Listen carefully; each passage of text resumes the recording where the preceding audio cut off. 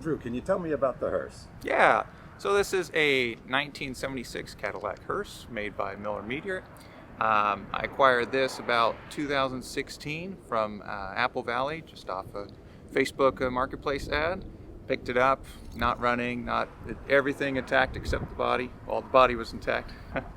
But yeah, and it's just been a process over these years of slowly building up everything, first starting with the motor.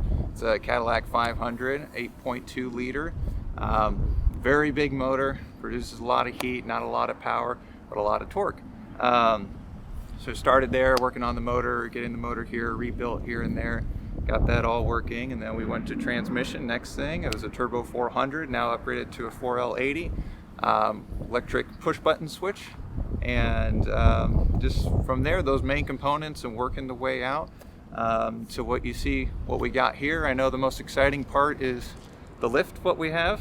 You know, it's a Dana 60 in the front, it's a Dana 80 in the rear, two different Dodges, but same gear ratio, 3x55, and yeah, it's just a culmination of all kinds of stuff from different cars into one car that just meshed up and worked. What made you choose a Hearse for an off-road vehicle? Yeah, that's a good question. So didn't really have the idea at first. You know, I like camping, I like going out, and I've always liked Hearse since, I don't know, I was 12 or something. I always thought they were super cool. They're like giant wagons, but for the dead. And it just kind of piled up after the first or second year. I'm like, hey, it's so far gone. Restoring it was really out of the budget and out of the question. So I was like, hey, we'll make it a camper out of it for 4x and all.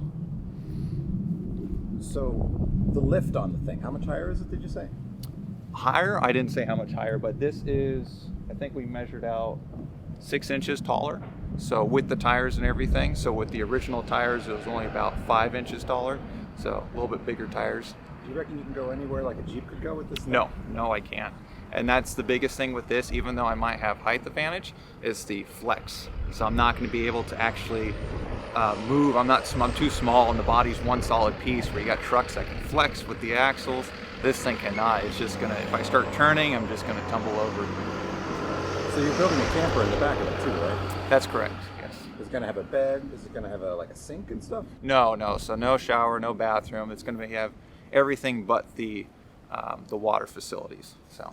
And you've got an air conditioner on the roof of it. That is correct. That is a 1300 or 13,000 BTU Coleman air conditioning system. So very simple, just slap on top and hook it up. And you and your friends made that roof rack for it, right? We did. We spent about 2 or 3 days putting it together just from scratch. We started with the bottom layer, tacked welded it, put the second layer on top, a 2-inch pipe steel, tacked that in, welded it all up and painted it, and went on perfect. So. You talked about your friends helping you with this a few times, right? Mm-hmm. Are your friends in on the whole Hearse thing? They think this is a good idea? Yeah, so far nobody's argued it, and that's I probably had about 10 different friends help me out with it. Everyone has a little piece here and there they've been helping out. Did you put the black rubberized stuff on the roof? That bumper coat? Yes. So that is a truck bed liner material. The one I used was the T-Rex one. I had another friend that used it on their van, and they had it for a couple months. They liked it a lot, so I gave it a try. It's $100. You do it yourself, and it's very rugged, and it's been lasting for almost 2 years now, and I'm very happy with that. We were talking about the flames that are on it, and you're saying you're not going to keep them. What was the paint job you're going to go with again? I'm just going to go with kind of like a matte black all the way around.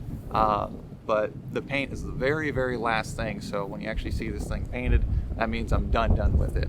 So. And we were also talking about the green that's hidden in there, and I want to bring that up because everybody should know. Yeah, so there's a lot of, so I like green, black and green, Venom and Spawn kind of deal. And so with the green highlights, anytime I get a chance to do green, like in the engine bay, I'll have the manifolds, intake manifolds, lime green. There's green lighting in here. Anytime I could replace a normal light with a green light, I'd do that. The outside, not the hazard lights, but the surrounding lights with your daytime and headlights, those are green. So just anywhere I can, I just slap green lights on.